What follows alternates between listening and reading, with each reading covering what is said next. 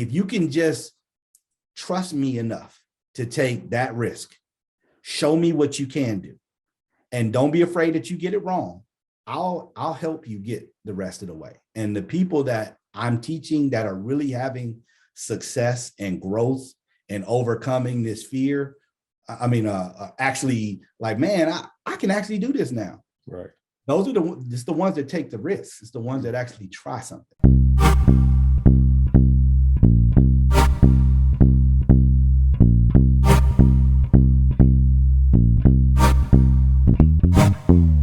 Hello, everyone. This is Coach Tim Brown of the book Uncommon Athletes, Filled with Passion, Fueled by Purpose. And I have with me today a very passionate young man, who's passionate about everything he does, from teaching, coaching, and he's representing the house with his Morehouse shirt on. And then he's got his vinyl record player in the background, just to make sure we know, you got to keep some vinyl back in the day. Yes, but I'm just excited to have Coach Lewis with me today, and we're just Coach Jason Lewis. So we're going to chop it up a little bit about his career. He's a longtime Columbus City School great math teacher, as well as a track coach, and he's won 11 straight consecutive City League championships in track and field. And so I wanted to get him on here and kind of talk about that culture that he's building. It's built there at Eastmoor, but most importantly, he's a great family man. And he's also a great teacher as well. So Coach Lewis, welcome to the show. Welcome, man. So glad to have you and appreciate all the work you're doing, Tim. Yeah, I'm just excited for this. First off, talk about how did you get to Columbus, Ohio? I know you're from Dayton, went to Morehouse. How'd you end up in Columbus, Ohio? That's a good story. I went when I left Morehouse, I was blessed to have a fellowship at the University of Michigan. Oh, wow. So I entered a PhD program there in mathematics. And when I was in the process of doing that, I kind of found out that I always wanted my direction to be education. Mm-hmm. And a pure mathematician, you kind of like alienating yourself from most of the population. Right. You're down to like 1% of the people that are going to know what you're talking about. And that's not really who I am. But I am an educator at heart. My mother taught 51 years in the Dayton public school system. When I decided I was going to go with the educational track, I got my master's from Michigan and then went to Ohio State. Because they had a 1-year master's program in education. And I did that, went into Columbus Public Schools thinking I was going to go into administration. And from that first year of teaching, I was asked to coach. I started coaching football at Centennial High School, fell in love with coaching. And I could never get out to do the administration because it was just a natural fit. Mm-hmm. Oh, wow. That's great. That's a great story. I mean, God, we have a plan, but God has another plan, Absolutely. And I'm so glad that you answered that call, for that. Well, how did you get involved in sport or track? Were you a track runner in high school? How did you get involved in track? Absolutely. I started, my dad said it was 8. I believe it was a little bit earlier, man. Okay. Dayton is known for track athletes and basketball. Right. In particular. And so I started off at First Dayton Resurrection Track Club. And I ran with some great historic runners in the history of Ohio track and field. And my mother was a teacher at Dayton Dunbar. And so I followed out of middle school, I followed her. And then we went to Dunbar and I was there with Chris Nellums and some great athletes my 4 years at Dunbar. And, that I'm surprised at how much I picked up coaching wise, just being an athlete and being on a team and being coached by great coaches and great teammates. That's awesome. Can you talk about the impact? You mentioned your mother being an educator and all that. Can you talk about the impact of your mom and dad, that impact in your life? My mother is a graduate of the Roosevelt High School Oh in yeah, I know Dayton. Dayton. I know Not Roosevelt. there anymore, but Teddy Roosevelt. Yeah, Roosevelt. she went to school there. My dad is a graduate of East High School. So I Wow. not even realizing it, always had Dayton and Columbus roots. Yeah. Growing up. And so they they were very not strict, they let you be who you could be, but they were very encouraging of education. In our household, man, we grew up, man, you had to make up games to play because you didn't have all this, social media. We used to, I laugh. My sisters and I, man, we used to play school. My sister, we used to play school at house like it was a game. Right. And probably because we were trying to emulate, mom. Yeah. And that became what's the show? A Different World. Different World. Yeah. Yeah, man. I used to love the character of Dwayne Wayne. Lo and behold, I kind of followed that track without even thinking about it. Mathematician and educator. And here I am. Yeah, I think a lot, and I share with young men a lot, and just young people. You can't be what you don't see. Like you say, you see educators in your house, and then Different World, and all that, and you get a chance to see this is what I want to be, and lo and behold, God honors that and directs your path. How did you end up in? I know you value education, being a Morehouse man. Can you talk about that HBU experience and how you ended up in Morehouse? Well, first of all, I'm looking up to these guys that are at Morehouse while I'm in high school. Right. And then Spike Lee starts really blowing up as a producer, as a movie producer. And then you start looking at the legacy of Morehouse men, Martin Luther King, Samuel Jackson, Spike Lee, like I said, Edwin Moses, and it was just like, man, when I got this, I received a scholarship, and it was actually for students who did not have strong academics in the beginning of their high school career, but had showed progress in the second half. And I wasn't always, I think I might have always been smart, but in high school, I didn't always apply myself. It was second semester of my junior year where I really just kind of, there were things that happened in my life, and it really caused me to focus a little bit more about the academic side, not just the athletic side. Right. And, I went to Morehouse, and Tim, the best way I could describe it is this. When we're in school, like you might be in high school, and if you're lucky, you might take pre-cal or calculus. Right. In those classes, you might have 4 or 5 brothers in that class with you. If you're lucky, that's a lot. Right. At Morehouse, when I took chemistry, there were 99 other Black men in that class with me. And it's, and so when you're learning how to write, you're not just learning how to write, you learn how to write a culture of men, Black men. Right. You're doing calculus with Black men. So when people talk about, oh, I can't do math or whatever, that doesn't register to me because I saw people that looked just like me doing it. And it just, and even though every school's not, Morehouse is not a all male college. At a Black college, that's really what's happening. So it might not be all men, but it'll be Black men and women that are taking these, advanced classes and talking about these advanced theories, philosophies, and that's very empowering for our culture. Right. As you look back on that experience, what are some of those life lessons that you took into your coaching from Morehouse? What were some of those lessons?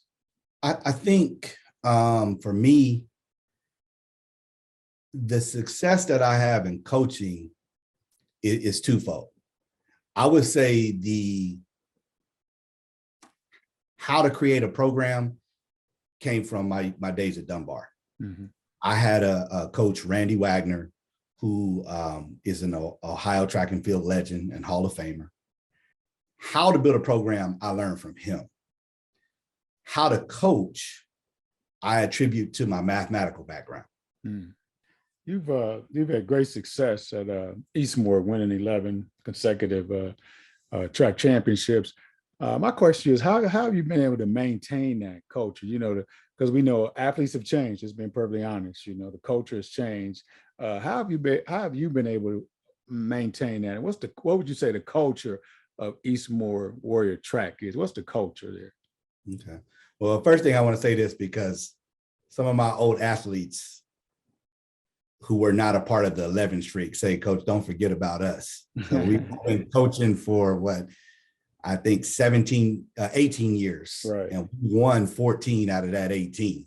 So I want to give them right. Get it right. Yeah. But I've been blessed to have kids that are willing to buy in. They see what I see. Whatever it is between us, just the talking and the relationships, it has allowed me to tap into to their greatness. A lot of these guys, man, I don't really think in the boys track of Eastmoor, I haven't really had guys that have come in from summer track and build on. Most of my guys are homegrown. They've come to Eastmoor to play football, to play basketball, and you see them in the hallway and it's like, hey man, I've seen a guy that's just like you go on to have major success and them willing to try to give me a chance and to have some buy-in. I mean, I've taken guys that they were football guys or they were basketball guys, and then come to find out they've ended up going to college, on track scholarships or whatever. So I think once we've had some success, that allow other student athletes to say, hey, I want to be a part of that. And together as men, we've been able to create a culture. So yes, Eastmoor track has been good, but Eastmoor athletics in general, and even the girls track programs and the girls basketball programs, it's just what a community, man. I've been blessed. Just a great community in the Columbus, Central Ohio area. No, that's a great word. That's important. Success in one sport just breeds success, Well, let's go off the track for a minute. Let's talk a little bit about teaching. And we already kind of heard where your passion came from with a mom who's been a teacher for 51 years. But being a Black math teacher, we know there's not many of those. How have you been able to help high school students get over that fear of math? Fear can enslave us all. And I don't care if it's math or anything else. It literally paralyzes you from being what you need to be. And this fear of math is not just something that we're experiencing here in our little nest of Columbus, but it's a national thing. And I'm still trying to find the best way to tap through. But what I recognize is that there's nothing that we do that you get better at if you don't take risks. In my own coaching and in my own classroom, that's the new thing that I had to do. I have to learn to encourage people to take chances and make mistakes. I don't care if you can't do the problem. What I care is that you show me what you can do and that you can ask a question. Not that you come to me and say, I can't do nothing. There's really nothing I can do with that. But if you say, okay, this is the problem. Even if you tell me what you don't understand, I don't understand how you moved the variable from this side to that side, or why you use this particular formula. That at least gives me something to work with.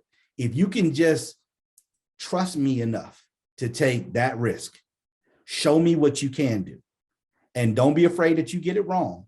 I'll help you get the rest of the way. And the people that I'm teaching that are really having success and growth and overcoming this fear, actually like, man, I can actually do this now. Right. Those are the ones that take the risks. It's the ones that actually try something. That's powerful. Yeah, that's well said.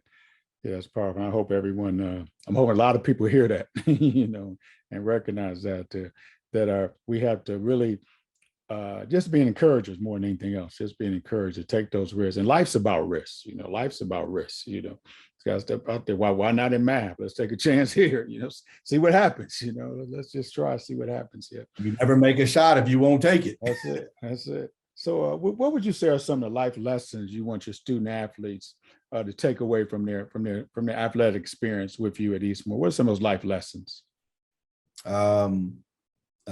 Everything with me probably starts with work ethic. I'm a tireless worker. I might not be smarter than you. I might not be faster. I might not be stronger. But in terms of outworking you, that's something that I can control. I can't control genetics. I control the effort. So it starts with work ethic, dedicating yourself to all seasons. You know it better than anybody. Most people, man, most people's the great stories that you hear people is some off season, some summer where they just went into the lab and said that I want to be better. Where I am at is it's not good enough for me. I'm not happy enough with it. That's the culture that we have. As we wrap up, could you just give some advice to this next generation of coaches? Because we have a new generation coming through, which is how it should be. But what advice would you give them as they beginning their career? If I could tell anyone that was starting out in this, humble yourself. Find those older coaches. I still do it, man. When I first started coaching Columbus City Schools, the first coach I ever met did something that angered me. It was Coach Ernie Watts, who actually was an Eastmoor legend in track, but he was at Independence when I met him.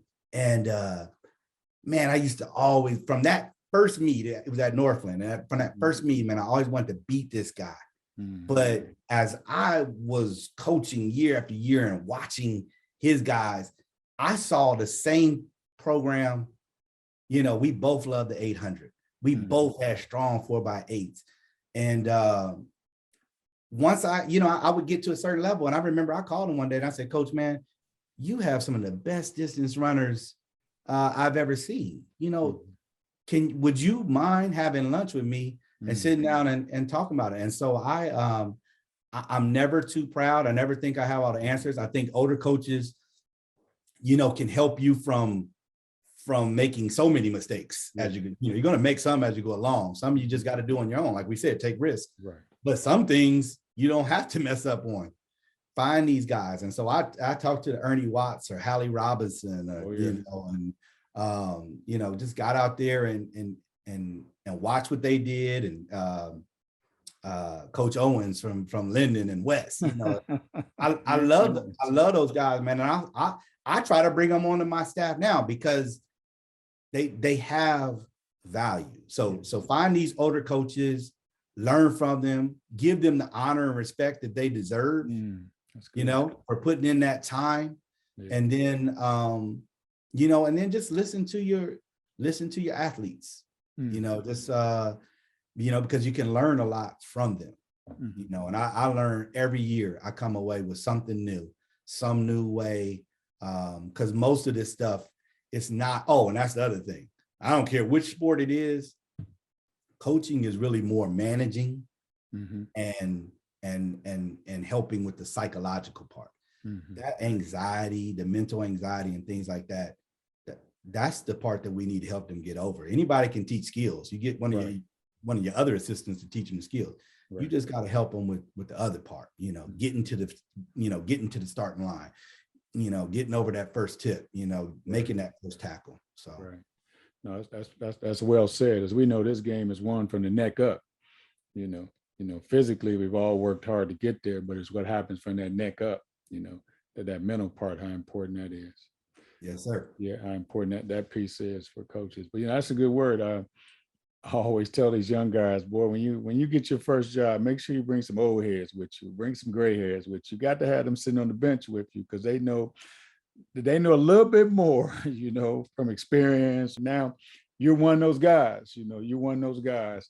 So that I may be, but I still tried to recruit Marv Whiting last year. Yeah, you one of those guys at that level now, and I'm so proud of you and what you've done. And I've known you for a while. I remember when you were young and the kids were young, you came to Second Baptist Church one Sunday with Police Carruthers, and I remember the family, and I remember speaking. I think I might be speaking that day, but I remember just watching you and your family, and now looking at your son now, and it's just. And just watching you grow. I think we grow as coaches, but we also grow as men. We also grow as men. We also grow as fathers. We also grow as husbands.